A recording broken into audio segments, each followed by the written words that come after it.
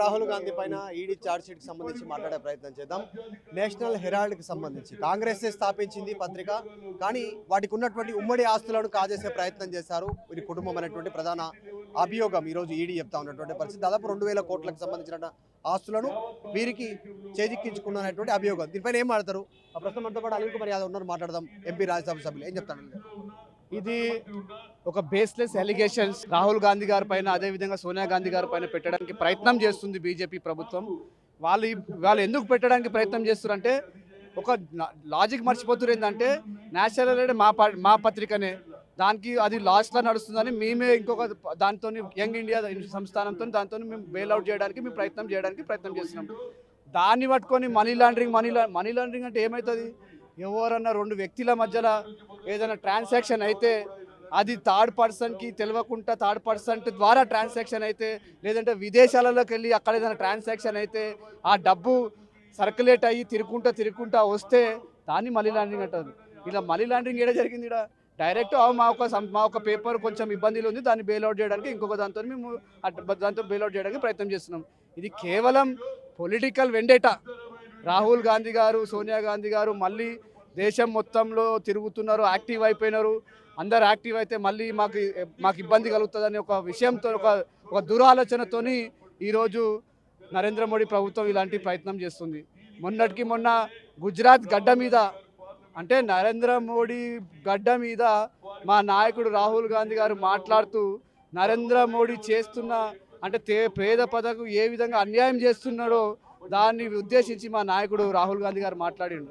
అదే కాకుండా దీనికన్నా ఎక్కువ ఎందుకు భయపడుతున్నారు ఈ మోడీ ప్రభుత్వం అంటే, మన తెలంగాణ రాష్ట్రంలో భారతదేశంలో ఎక్కడి జరగని విధంగా మన తెలంగాణ అసెంబ్లీలో బీసీ చట్టాన్ని పాస్ చేసి పార్లమెంట్కి పంపించారు.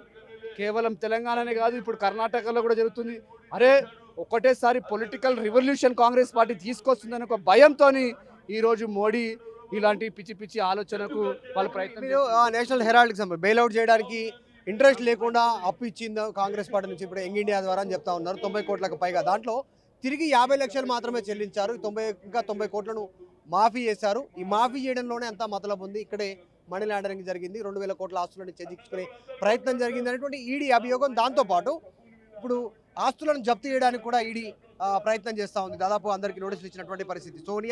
సోనియా అల్లుడు వాద్రా వీళ్ళందరికి సంబంధించిన ఆస్తులు జప్తు చేసే పరిస్థితి ఈరోజు. దీనిపైన ఏం చెప్తాను? నేను మరీ అదే చెప్పడానికి ప్రయత్నం చేస్తున్నా.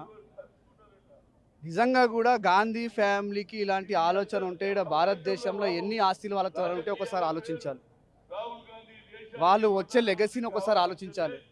నెహ్రూ గారు, మన పండిత్ జవహర్లాల్ నెహ్రూ గారు, ఆయన దగ్గర ఉన్న సంపద అంటే ఏమంటారు వారసత్వంలో వచ్చిన ప్రాపర్టీని కూడా భారతదేశానికి అంకితం చేసింది.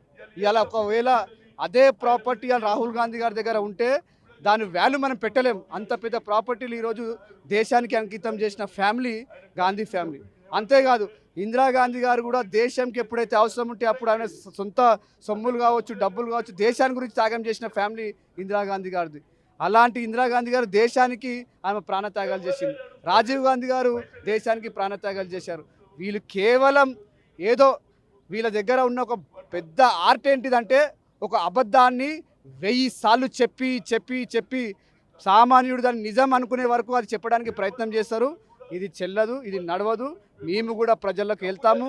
వాళ్ళు మాట్లాడుతుంది, వాళ్ళు చేస్తుంది ఒక పెద్ద అబద్ధం అని కూడా తెలంగాణ ప్రజలకు కావచ్చు, భారతదేశ ప్రజలకు చెప్పడానికి మేము కాంగ్రెస్ పార్టీ తరఫున కొద్దిసేపటి కింద 2 అంశాలు మాట్లాడారు. ఒకటి ఈడీ కేసు సోనియా ఫ్యామిలీ పైన నమోదు కావడం, ఇదొకటి. తర్వాత కొత్త ప్రభాకర్ రెడ్డి రీసెంట్గా మాట్లాడారు. ఆయన చేసిన స్టేట్మెంట్ కరెక్టే అనేటువంటి కేటీఆర్ మాట్లాడి 2 అంశాలపైన సిబిఐని గతంలో కాంగ్రెస్ వాడింది, ఇప్పుడు బీజేపీ వాడుతుంది. పెద్ద తేడా ఏముంది? ఇప్పుడు బీజేపీ ఈడీ వాడుతుంది. సో ఆయన కొత్త ప్రభాకర్ రెడ్డి కొనుగోలుకు సంబంధించి కూడా ఆయన సమర్థిస్తూ ఉన్నాడు. జనాలు అనుకుంటున్నారు చెప్పాను. ఈ 2 అంశాలపైన అనిల్ కుమార్ యాదవ్ ఏం చెప్తారు? కేటీఆర్ గారు మాట్లాడే ముందు ఒకసారి ఆలోచించి సిగ్గుండాలి కేటీఆర్ గారికి. ఈరోజు తెలంగాణ రాష్ట్రంలో ఏదైనా కుటుంబం తెలంగాణ దోచుకుందంటే అది కేటీఆర్ ఫ్యామిలీ. వాళ్ళు గతం 10 సంవత్సరాలు వాళ్ళ దగ్గర ఇంత సంపదన ఎక్కడికైనా వచ్చిందో తెలంగాణ ప్రజలకు చెప్పాల్సిన బాధ్యత కేటీఆర్ ఫ్యామిలీకి ఉన్నదని కూడా ఈ సందర్భంగా చెప్పదలుచుకున్నాను. మరి మొన్న ఎమ్మెల్యే ప్రభాకర్ రెడ్డి గారు మాట్లాడుతూ ఆయన చేసిన వ్యాఖ్యలు సిగ్గుండాలకు ఇంకా వాళ్ళు ఒక భ్రమలు ఉన్నారు. ఇంకా వాళ్ళు అధికారంలోనే ఉన్నారని ఫీలింగ్లో ఉన్నారు.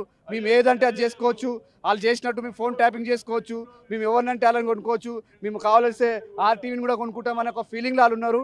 వాళ్ళకి సిగ్గుండాలి ఇలాంటి పిచ్చి పిచ్చి ఆలోచనకు రావడానికి.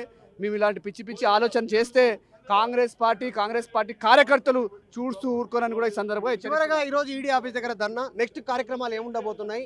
ఎందుకంటే జాతీయ నాయకత్వం ఇచ్చిన పిలుపు మేరకు ధర్నాలు చేస్తూ ఉన్నారు దేశవ్యాప్తంగా. నెక్స్ట్ ఫర్దర్ స్టెప్ ఏముంటుంది కాంగ్రెస్ నుంచి ఈడీ కేసుల గురించి? ఈరోజు భారతదేశం మొత్తంలో అన్ని చోట్లలో కూడా అన్ని జిల్లాలలో కూడా ఈడీ కేంద్రాలు కావచ్చు, కేంద్ర ప్రభుత్వం సంబంధించిన ఆఫీసెస్ పైన ఈరోజు ధర్నా చేయడానికి మొత్తం కాంగ్రెస్ పార్టీ ఆదేశాలు శిక్షలు ఇచ్చింది. మేము ఈ యొక్క పోరాటం కేవలం ప్రారంభం మాత్రమే. మేము మా నాయకులకు ఎట్టి పరిస్థితిలో మా నాయకులకు న్యాయం జరిగే విధంగా మేమందరం కూడా పోరాటం చేస్తామని కూడా మేమందరం హెచ్చరిస్తున్నాం. అనిల్ కుమార్ యాదవ్ రాజ్యసభ సభ్యులు స్టేట్మెంట్ చేస్తా ఉన్నారు. కావాలని రాహుల్ కుటుంబం పైన ఈడీ కేసులు నమోదు చేస్తా ఉన్నారు. ఒకవేళ వాళ్ళే ఆస్తులు సంపాదించుకోవాలని కూడా చాలా సంపాదించుకునేటువంటి వాళ్ళే జాతికి అంకితం చేస్తారు అనేక ఆస్తులు అనేటువంటిది. సో ప్రజాక్షేత్రంలో ఎదుర్కొంటాం వీటిపైన అనేటువంటి స్టేట్మెంట్ అనిల్ కుమార్ యాదవ్ చేస్తా ఉన్నారు. వీడియో జర్నలిస్ట్ జాఫర్తో మధు మల్కేడ్కర్, ఈడీ ఆఫీస్, హైదరాబాద్. మరిన్ని వీడియోస్ కోసం ఛానల్ ని సబ్స్క్రైబ్ చేయండి. లేటెస్ట్ అప్డేట్స్ కోసం వాట్సాప్ ఛానల్ ని ఫాలో అవ్వండి. అండ్ లింక్ డిస్క్రిప్షన్ లో ఉంది.